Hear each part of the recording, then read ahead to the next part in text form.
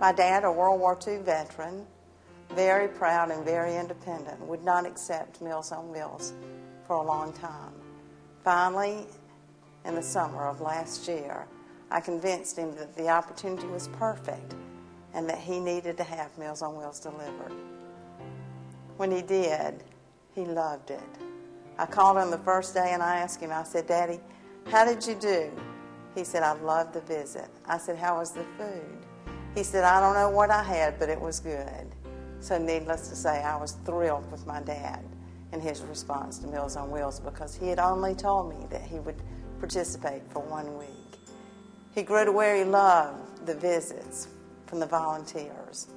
I had run my route and I was on my last person to deliver to, and Mr. Carty.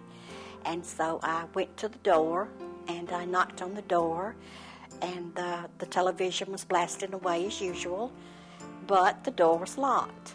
And I knew that was very unusual because he always had his door unlocked for me. So I knocked and banged on the door and called out to him, and the man across the street came and banged on the door, and I telephoned him and he didn't answer. So I walked around to the back door and I banged on the door and I called out to him, and still no answer.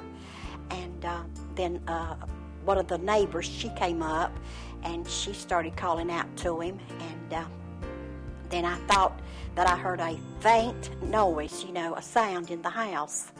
And so then I knew for sure that he was in there.